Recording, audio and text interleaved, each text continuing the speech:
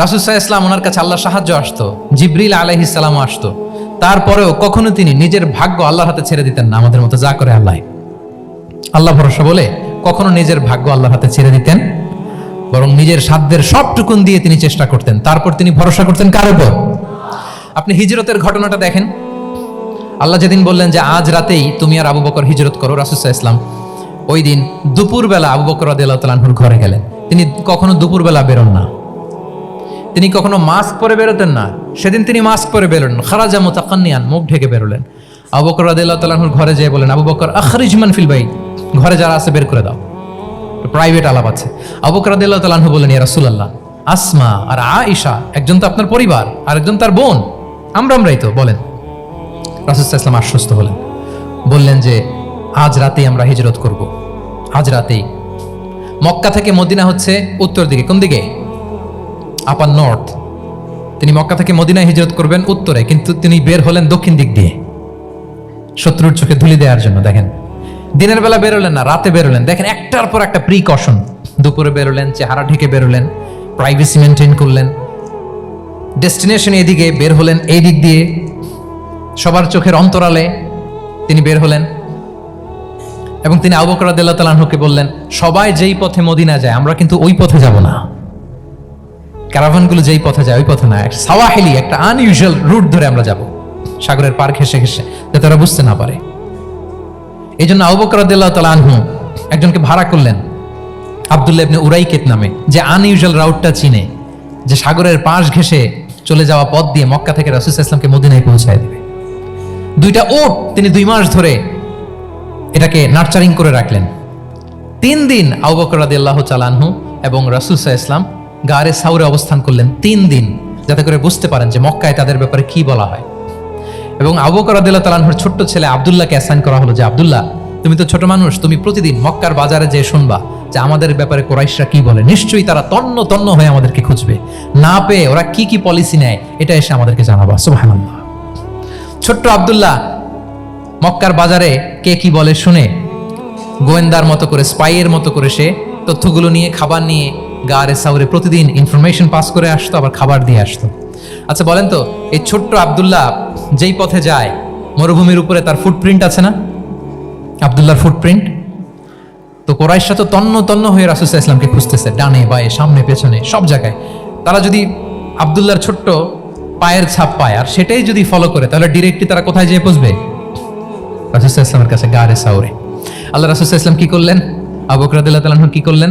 আমির ইবনে ফুহায়রা নামে আরেকটা লোককে অ্যাসাইন করলেন, যে 3 দিনের জন্য আব্দুল্লাহ যখন তথ্য নিয়ে খাবার দিয়ে চলে যাবে, আমির ইবনে ফুহায়রা, তোমার কাজ হচ্ছে যেই পথ দিয়ে আব্দুল্লাহ হেঁটেছে এই পথ দিয়ে তুমি আমাদের ছাগলগুলোকে একটু চড়াই দিবা। তাহলে ওখানে ওই বাচ্চার আর ফুটপ্রিন্ট থাকবে না, ওই ছাগলগুলোর পায়ের ছাপ থাকবে। অনেক লম্বা ঘটনা, এরকম একটার পর একটা প্রিকশন আল্লাহ রাসূল সাল্লাল্লাহু আলাইহি ওয়াসাল্লাম এবং আবু বকর রাদিয়াল্লাহু তাআলা আনহু ওনারা নিয়ে তারপরে হিজরতের পথে রওনা হয়েছেন। এবং যখন রওনা হয়েছেন, রাসূল সাল্লাল্লাহু আলাইহি ওয়াসাল্লাম ডানে বায়ে তাকান না, তিনি কোরআন তেলাওয়াত করছিলেন। হি ওয়াজ রিসাইটিং দ্য কোরআন, কারণ now he is in the state of তাওয়াক্কুল, এখন তিনি তাওয়াক্কুল করতেছেন। তাহলে বলেন তো, তাওয়াক্কুল কি শুরুতে না শেষে? তারপরে কতটা শেষে? আপনার চেষ্টা, আপনার তদবির, আপনার লবিং, আপনার এফর্ট, আপনার সাধ্যের নাগালে থাকা সব কিছু উজাড় করে দেওয়ার পরে আপনি বলবেন তাওয়াক্কালতু। আমরা করি কি? আমরা কি করি? আল্লাহ ভরসা। ভাই কি প্ল্যান আপনার? হুজুর আল্লাহ ভরসা। এবার বলেন, এটা হয়েছে? এটা কি আসলে দ্য প্রপার কনসেপ্ট অফ তাওয়াক্কুল হয়েছে প্রিয় ভাই এবং বোনেরা? হয় নাই। কারণ তাওয়াক্কুল is always at the second step, the first step is your effort. আপনি আপনার সাধ্যের সবটুকু করবেন, তারপর কি করবেন? ক্লিয়ার? সব শেষ। কথা হচ্ছে, আপনি যদি ইসলামিক লাইফস্টাইল মেনটেন করতে চান, আপনাকে উম্মাহ সেন্ট্রিক অ্যাটিটিউডের অধিকারী হতে হবে। উম্মাহ সেন্ট্রিক। আমাদের মুসলিম উম্মাহ একটা দুঃখী উম্মাহ, নেতৃত্বহীন উম্মাহ, বলিষ্ঠ নেতৃত্বের অভাবে এদিক থেকে লাথি মারলে আমরা এদিকে যাই, এদিক থেকে মারলে এদিকে যাই। শুধু একটা স্ট্রং লিডারশিপের অভাব, ঠিক কিনা বলেন? এই যে আমাদের রোহিঙ্গা ভাইয়েরা 1 মিলিয়ন আসছে, 10 লাখ, এখন বোধহয় 2 মিলিয়ন প্লাস হয়ে গেছে বা 3 মিলিয়ন হয়ে গেছে। আমি গত মাসে গিয়েছিলাম রোহিঙ্গা ক্যাম্পে দেখার জন্য তাদের কি অবস্থা। এমন মানবতার জীবনযাপন তারা করতেছে। ধর্মে তারা কোন ধর্মের বলেন তো? আমাদের ভাই, আমাদের বোনেরা, তাদের কোনো সলিউশন নাই। কাশ্মীরের ভাই বোনদের কি অবস্থা দেখেন তো। আর গাজার অবস্থা নাই বা বললাম। পাখির মতো গুলি করে মারা হয়েছে, মসজিদ ধ্বংস করা হয়েছে, এমনকি খ্রিস্টানদের গির্জা ধ্বংস করা হয়েছে। একটা স্ট্রং লিডারশিপের অভাবে আজকে আমাদের এই অবস্থা। এই জন্য আপনি যদি ইসলামিক লাইফস্টাইলের কথা বলেন, অফকোর্স আপনাকে উম্মাহ সেন্ট্রিক মেন্টালিটির হতে হবে। এই দুঃখী উম্মাকে নিয়ে আপনার প্রজেক্ট থাকতে হবে।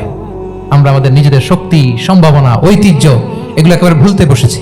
আমরা যে যোদ্ধা ছিলাম, আমরা যে বিজয়ী ছিলাম, আমরা বেমালুম ভুলেই গিয়েছি। জ্ঞান বিজ্ঞানে একসময় আমরা লিড দিয়েছি, ঠিক কিনা বলেন?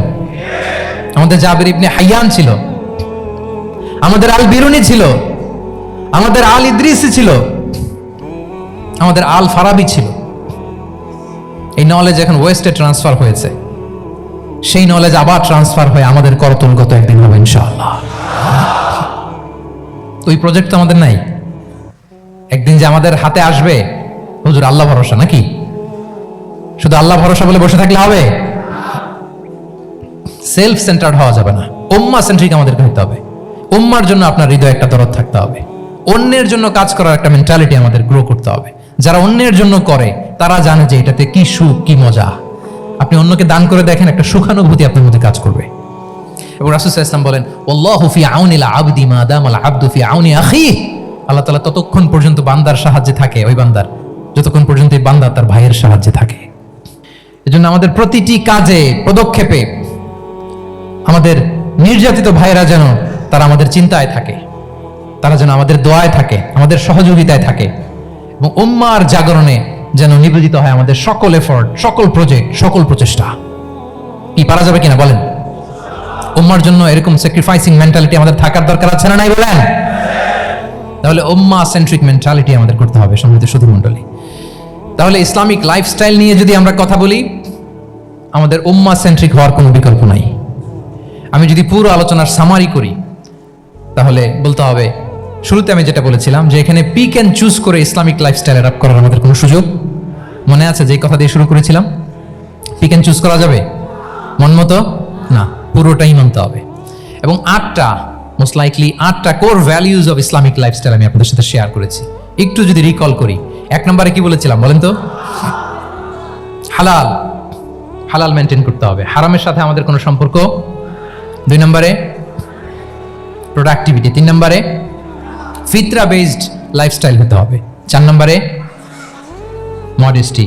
5 নম্বরে হতাশ হওয়া যাবে না, মন কি তুমি বুঝিয়ে বলো আল্লাহ আছেন আমার সাথে, অপটিমিজম। তারপরে আল্লাহর উপর ভরসা করা, গ্রেটফুলনেস। 7 নম্বরে কোনো কিছু না করে, হ্যাঁ, সবকিছু করার পরে, মাশাআল্লাহ, অ্যাবসলিউটলি রাইট আনসার। সবকিছু আমার সাধ্যের সবটুকুন করার পরে কি করব? কার উপর তাওয়াক্কুল করব, এবং আমরা উম্মাহ সেন্ট্রিক চিন্তা লালন করব, উম্মাহ কেন্দ্রিক। পারা যাবে তো?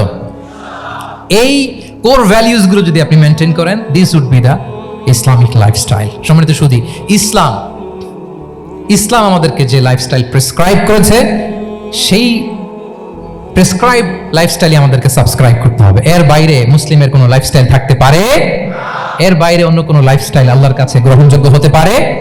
আল্লাহ তাআলা আমাদের সবাইকে কথাগুলো বোঝার ও আমল করার তৌফিক দান করুন।